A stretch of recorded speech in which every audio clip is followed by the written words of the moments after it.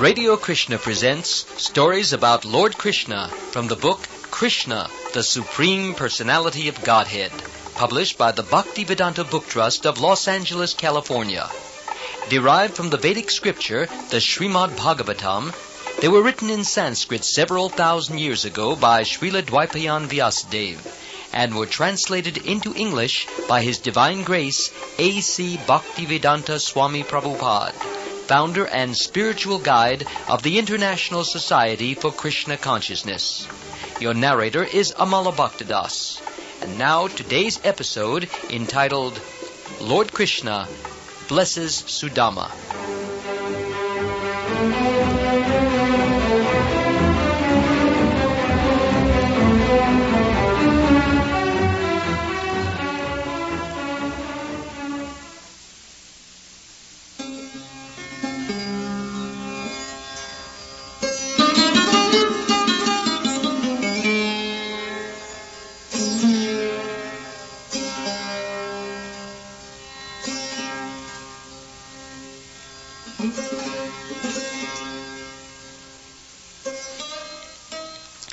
My name is Sudama, and the story I am about to tell took place about 5,000 years ago, when the Supreme Lord Krishna had appeared on earth. At that time I was a householder of the Brahmin caste.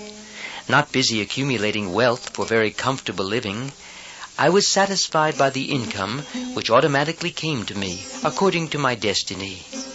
I did not exert myself for more material happiness, but used my time to advance myself in Krishna consciousness. Externally, I appeared to be very poor because I had no rich clothes and could not provide a very rich dress for my wife. Because our material condition was not very opulent, we were not even eating sufficiently, and thus both my wife and I appeared to be very thin. My wife was not very anxious for her personal comfort, but she felt very concerned for me. She was trembling due to her weak health, and although she did not like to dictate to me, one day she said, "My dear Sudama, I know that Lord Krishna, who is the husband of the goddess of fortune, is your personal friend. You are also a devotee of Lord Krishna, and he is always ready to help his devotee. Even if you think that you are not rendering him any devotional service, still you are surrendered to him, and the Lord is the protector of the surrendered soul. He is very kind to qualified Brahmins. You are the most fortunate person, because you have as your friend Lord Krishna, the Supreme Personality of Godhead.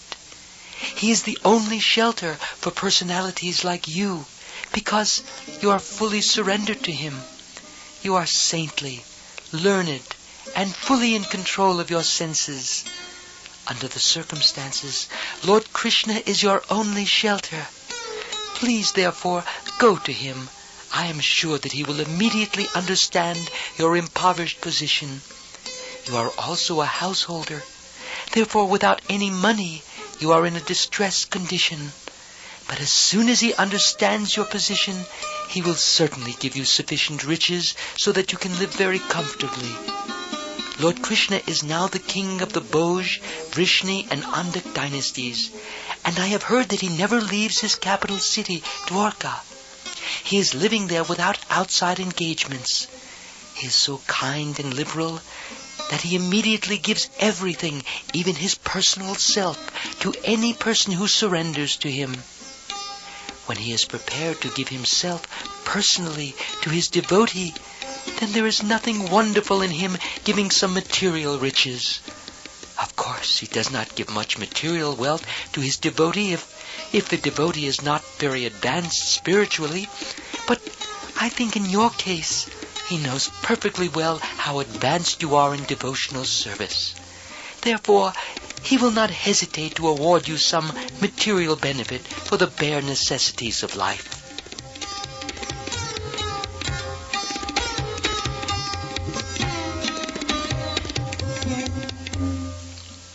In this way, my wife again and again requested in great humility and submission that I go to Lord Krishna.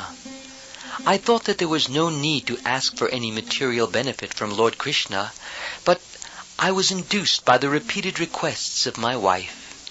Moreover, I thought, if I go there, I shall be able to see the Lord personally. Now that will be a great opportunity, even if I don't ask any material benefit from him. When I decided to go to Krishna, I asked my wife if she had anything in the home that I could offer to Krishna, because I could not go without a gift for him. My wife immediately collected 4 palms full of chipped rice from her neighboring friends, and tied it in a small cloth like a handkerchief, and gave it to me to present to Krishna. Without waiting any longer, I took the gift and began to proceed toward Dwarka to see my Lord. While I was proceeding, I was absorbed in the thought of how I could be able to see Lord Krishna. I had no thought within my heart other than him.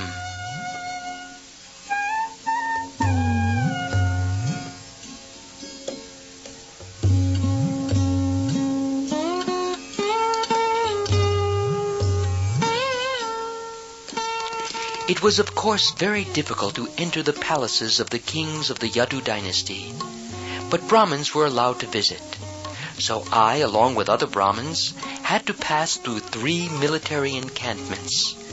In each camp there were very big gates, and I also had to pass through them.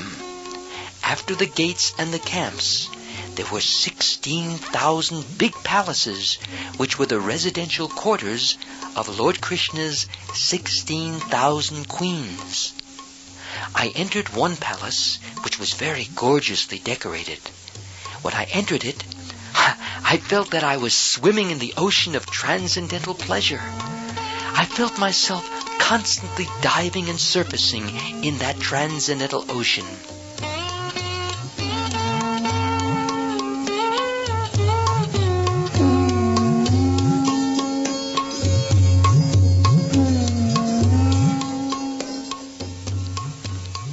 At that time, Lord Krishna was sitting on the bedstead of his wife Queen Rukmini.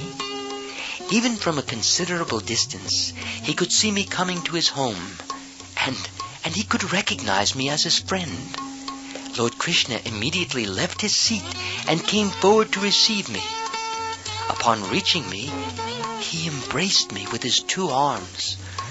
Lord Krishna is the reservoir of all transcendental pleasure, and yet he himself felt great pleasure upon embracing me, a poor Brahmin, because he remembered me as his dear friend. Then Lord Krishna seated me on his own bedstead and personally brought me all kinds of fruits and drinks, as is proper in receiving a Brahmin. Lord Krishna is the supreme pure, but because he was playing the role of an ordinary human being, he immediately washed my feet and for his own purification sprinkled the water onto his own head.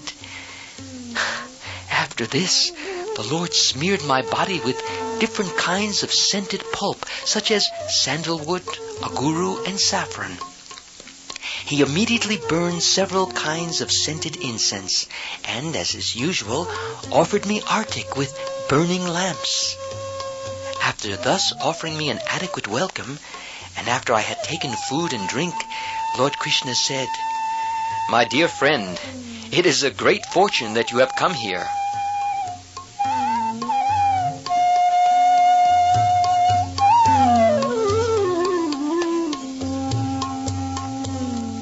Being very poor, I was not dressed nicely.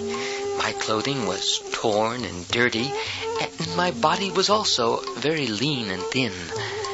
I appeared not to be very clean, and because of my weak body, my bones were distinctly visible.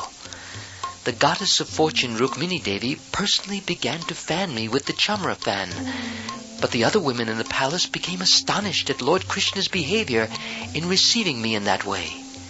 They were surprised to see how eager Lord Krishna was to welcome me. They began to wonder how Lord Krishna could personally receive a Brahmin who was poor, not very neat or clean, and poorly dressed. at the same time, they could realize that I must have performed many spiritual activities. Otherwise, why was Lord Krishna, the husband of the goddess of fortune, taking so much care for me? They were surprised to see that I was seated on Lord Krishna's bedstead. And they were even more surprised to see that Lord Krishna had embraced me exactly as he embraced his elder brother Balaram, because Lord Krishna used to embrace only Rukmini or Balaram and no one else.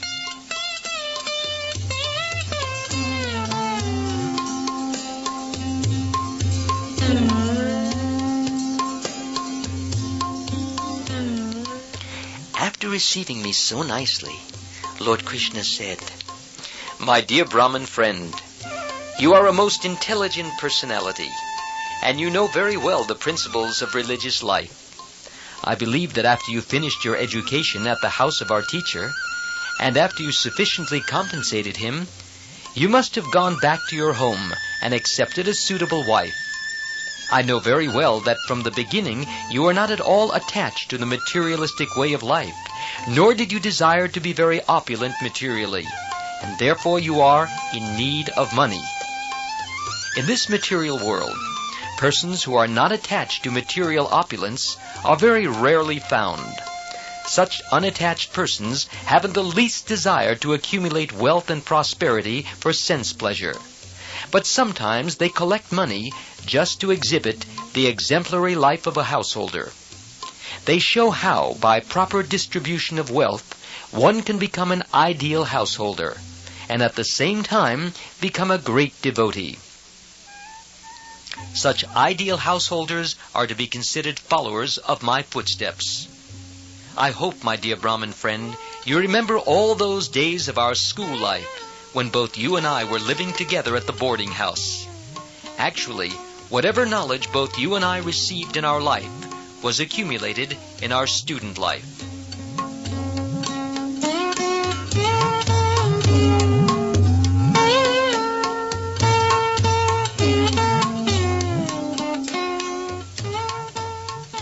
The spiritual master is he who initiates us into transcendental knowledge, and he is to be worshipped as much as I am.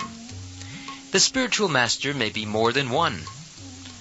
The master who instructs disciples about spiritual matters, well, he is called a Shiksha Guru. And the master who initiates the disciple is called Diksha Guru. Both of them are my representatives. There may be many spiritual masters who instruct, but the initiator spiritual master is always one.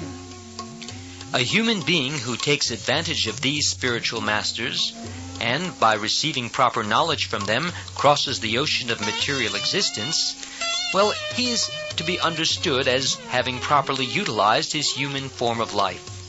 He has practical knowledge that the ultimate interest of life, which is to be gained only in this human form, is to achieve spiritual perfection and thus be transferred back home, back to Godhead.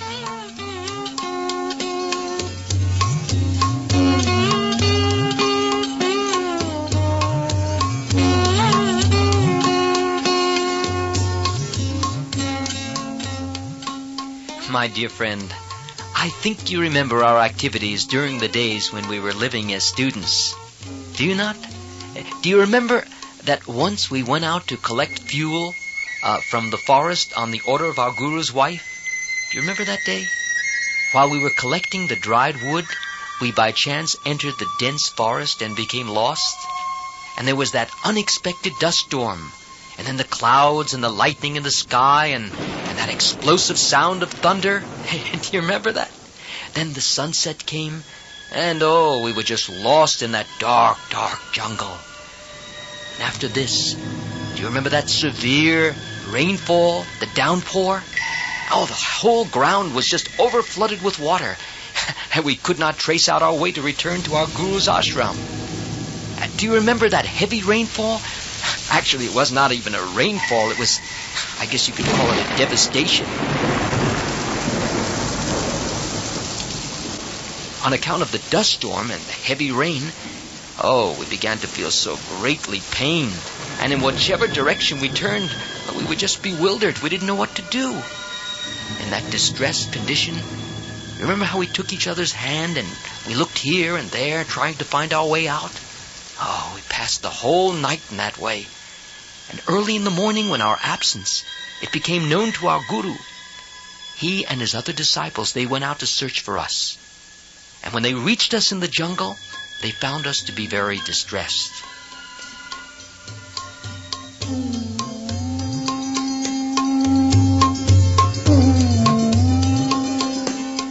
With great compassion, our guru said, "My dear boys, it is very wonderful that you have suffered so much trouble for me.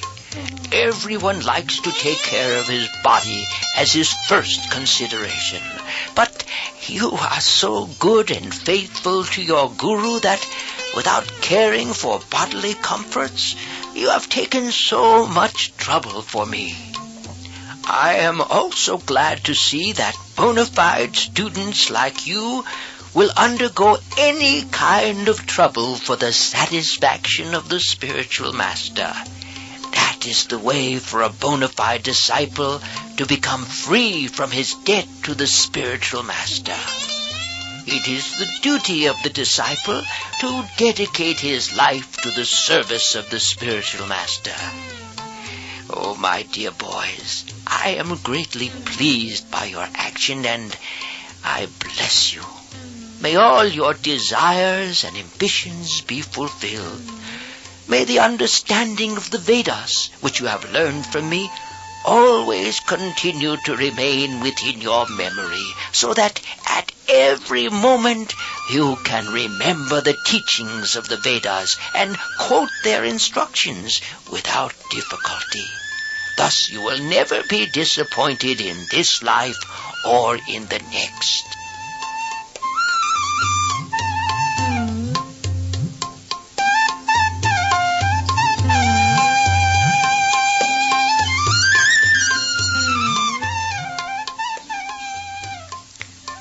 Lord Krishna continued, "My dear friend, you may remember that many such incidents occurred while we were in the ashram of our spiritual master.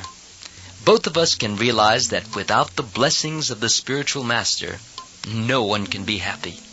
By the mercy of the spiritual master and by his blessings, one can achieve peace and prosperity and be able to fulfill the mission of human life.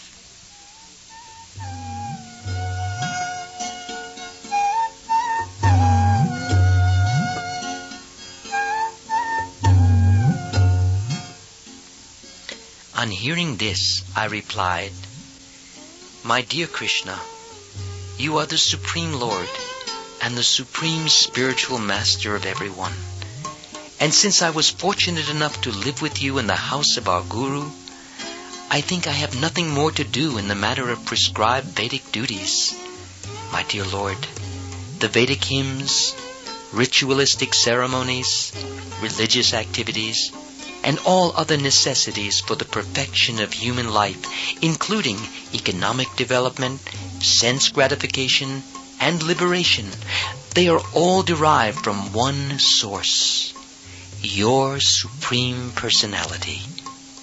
All the different processes of life are ultimately meant for the understanding of your personality. In other words, they are the different parts of your transcendental form. And yet you played the role of a student and lived with us in the house of the Guru. This means that you adopted all these pastimes for your pleasure only. Otherwise, there was no need for your playing the role of a human being."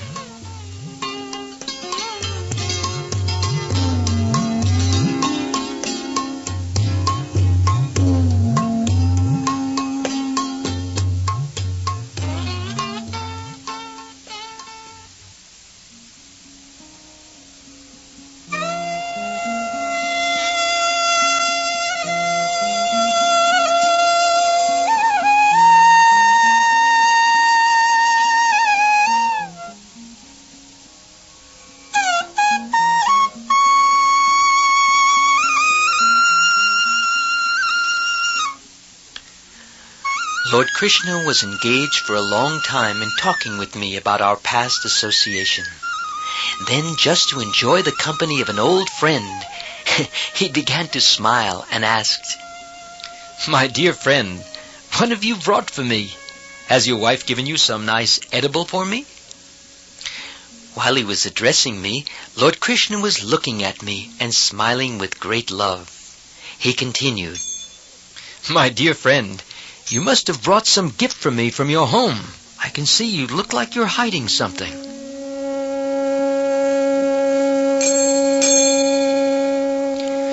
Lord Krishna knew that I was hesitating to present him the paltry chipped rice, which was actually unfit for his eating.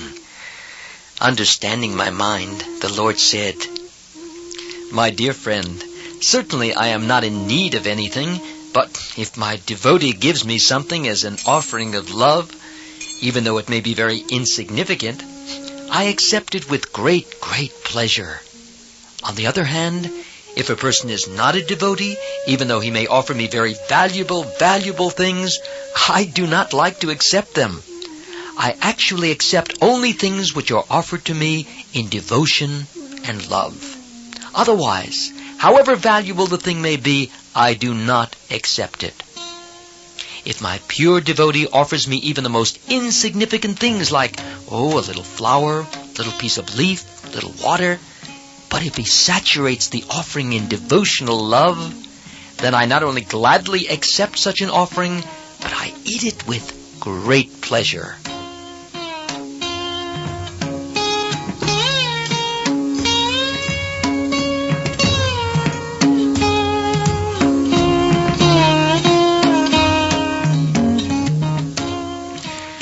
Lord Krishna assured me that he would be very glad to accept the chipped rice which I had brought from home.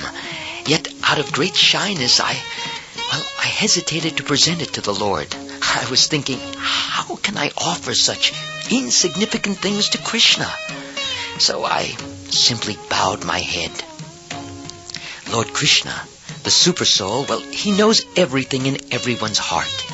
He knows everyone's determination and everyone's want. He knew, therefore, the reason for my coming to him. He knew that, driven by extreme poverty, I had come there at the request of my wife. Thinking of me as his very dear class friend, he knew that my love for him as a friend was never tainted by any desire for material benefit. Krishna then snatched the bundle of chipped rice which was hanging on my shoulder, packed in one corner of my wrapper, and he said, "What is this? Oh, my dear friend, you have brought me nice, palatable chipped rice.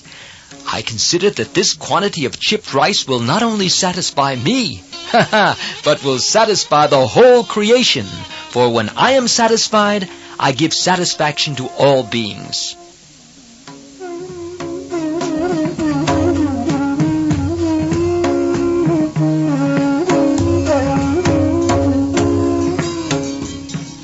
While the Lord was speaking to me, he ate one morsel of chipped rice from my bundle. And when he attempted to eat a second morsel, Rukmini, the goddess of fortune herself, checked the Lord by catching hold of his hand.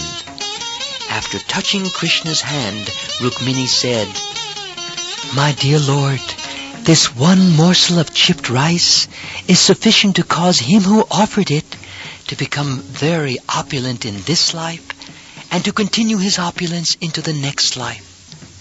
Because this food is offered to you with love and devotion, and you are pleased with it, I am now greatly obliged to Sudama."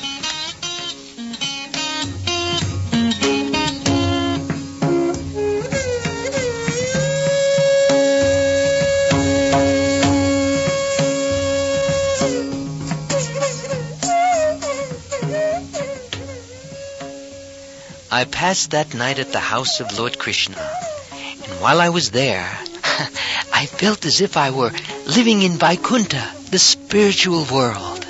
Actually, I was living in Vaikuntha, because wherever Lord Krishna, the original Narayan, and Rukmini, the goddess of fortune, live, that is not different from the spiritual planet, Vaikuntha.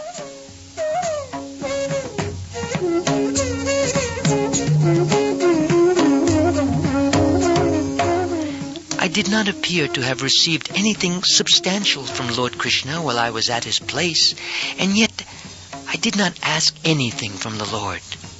The next morning I started for my home, thinking always about my reception by Krishna, and thus I became merged in transcendental bliss. All the way home I was simply remembering the dealings of the Lord, and I was feeling very happy to have seen him.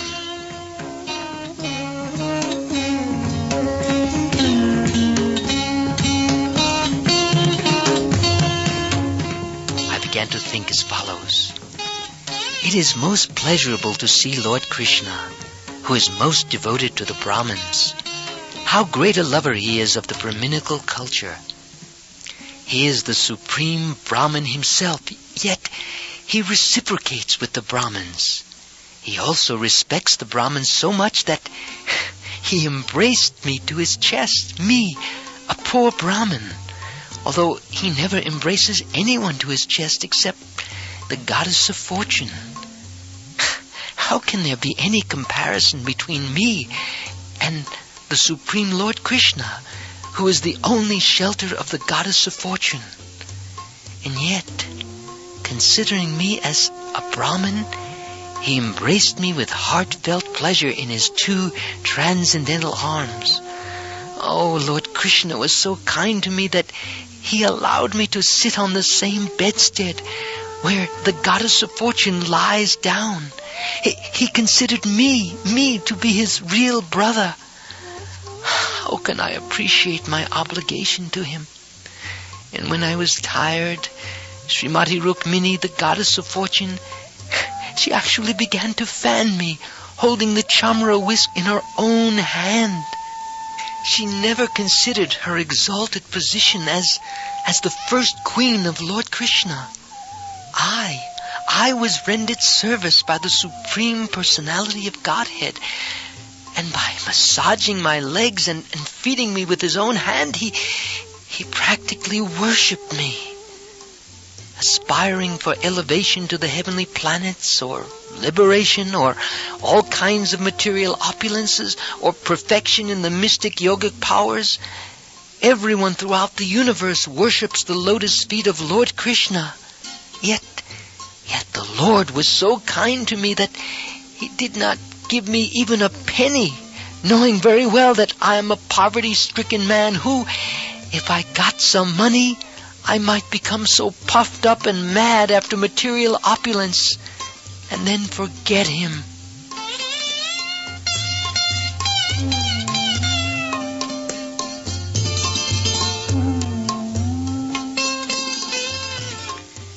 Thinking in this way, I gradually reached my own home. But on reaching it, I saw that everything was wonderfully changed. I saw that in place of my cottage, there were big palaces made of valuable stones and jewels, glittering like the sun, moon, and rays of fire. Not only were there big palaces, but at intervals there were beautifully decorated parks in which many beautiful men and women were strolling. In those parks, there were nice lakes full of lotus flowers and beautiful lilies, and there were flocks of multicolored birds. Oh, seeing the wonderful conversion of my native place, I began to think to myself, how am I seeing all these changes? Does this place belong to me or to someone else? If it is the same place where I used to live, then how has it so wonderfully changed?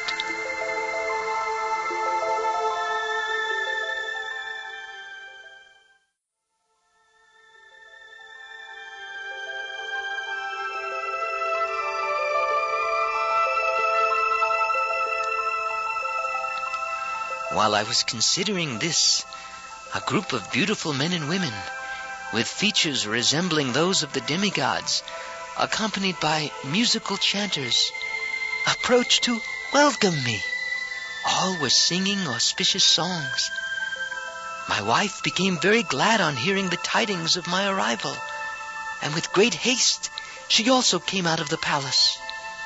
Oh, my wife appeared so beautiful that it seemed as if the goddess of fortune herself had come to receive me. As soon as she saw me present before her, well, tears of joy began to fall from her eyes, and her voice became so choked up that she could not even address me. She simply closed her eyes in ecstasy. But with great love and affection, she bowed down before me, and within herself she thought of embracing me. She was fully decorated with a gold necklace and ornaments, and while standing among the maidservants, she appeared like the wife of a demigod just alighting from an airplane.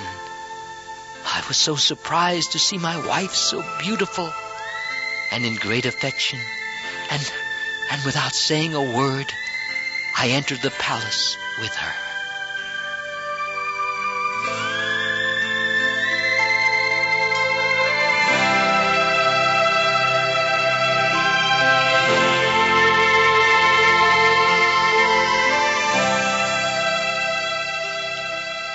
Upon entering my personal apartment, I saw that it was not an apartment, but the residence of the King of Heaven. The palace was surrounded by, many columns of jewels.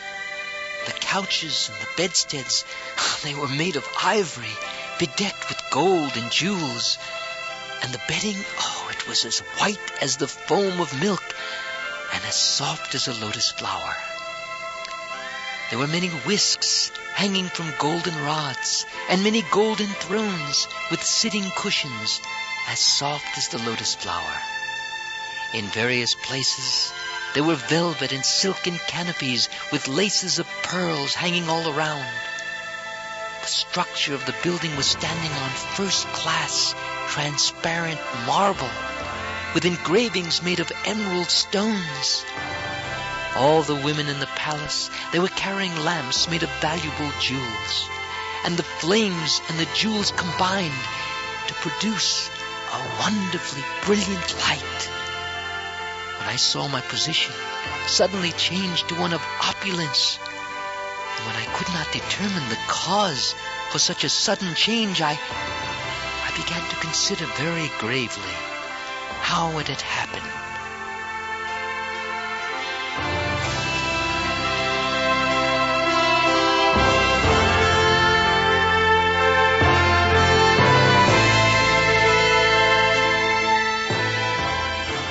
I thus began to think. From the beginning of my life, I have been extremely poverty-stricken. So what could be the cause of such great and sudden opulence? I do not find any cause other than the all-merciful glance of my friend Lord Krishna, the chief of the Yadu dynasty. Certainly these are gifts of Lord Krishna's causeless mercy. The Lord is self-sufficient, the husband of the goddess of fortune. He can understand the mind of his devotee, and he sumptuously fulfills the devotee's desires. My beautiful dark friend Krishna is far more liberal than the cloud which can fill up the great ocean with water. When the Lord receives a little thing in love and affection from his devotee, he considers it a great and valuable gift. I had simply offered him a morsel of chipped rice, and in exchange he has given me opulences greater than the opulence of the King of Heaven. I pray to have the friendship of Lord Krishna, and to engage in his service, and to surrender fully unto him in love and affection, life after life. I do not want any opulence. I only desire not to forget his service. I simply wish to be associated with his pure devotees. Oh, may my mind and activities be always engaged in his service. The unborn Supreme Personality of Godhead Krishna knows that many great personalities have fallen from their positions because of extravagant opulence. Therefore, even when his devotee asks for some opulence from him, the Lord sometimes does not give it. He is very cautious about his devotees, because a devotee who is yet immature in his devotional service may, if offered great opulence, fall from his position due to being in the material world. The Lord does not offer opulence to him. This is another manifestation of the causeless mercy of the Lord upon his devotee. His first interest is that the devotee may not fall. He is exactly like a well-wishing father who does not give much wealth to his immature son, but who, when the son is grown up and knows how to spend money, gives him the whole treasury house.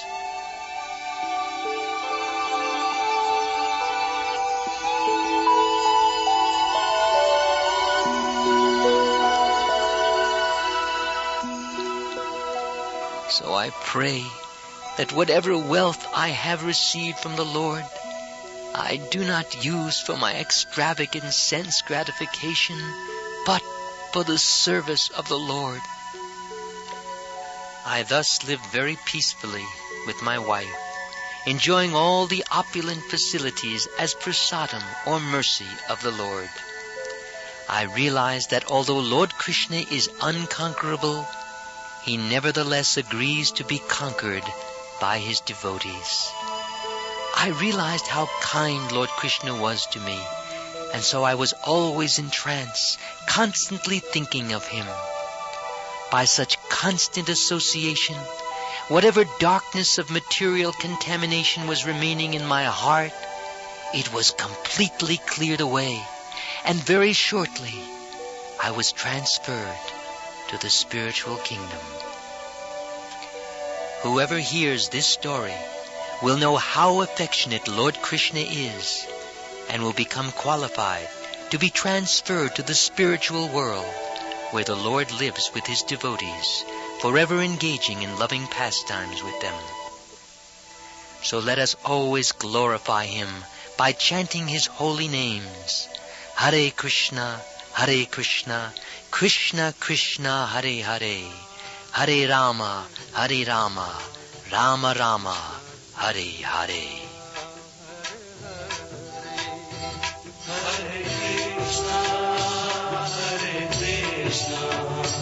Krishna Krishna, Hare Hare, Hare Rama, Rama Rama, Hare Hare, Hare Rama, Hare Rama. This story was entitled Lord Krishna Blesses Sudama, and was presented by Radio Krishna and produced by Krishna Productions at the KHQN Studios in Los Angeles, California. It was derived from the book Krishna, the Supreme Personality of Godhead, written by His Divine Grace A.C. Bhaktivedanta Swami Prabhupada, founder and spiritual guide of the International Society for Krishna Consciousness, and published by the Bhaktivedanta Book Trust in Los Angeles, California. The musical selections and engineering were under the direction of Vaibhavi Devidasi, and the story adaptation for radio and voice characterizations were performed by your narrator, Amal Bhakta. Hare Krishna, Krishna Krishna, Hare Hare, Hare Krishna, Krishna Krishna, Hare Hare, Hare Rama, Rama Rama, Hare Hare, Hare Rama, Rama Rama, Hare Hare, Hare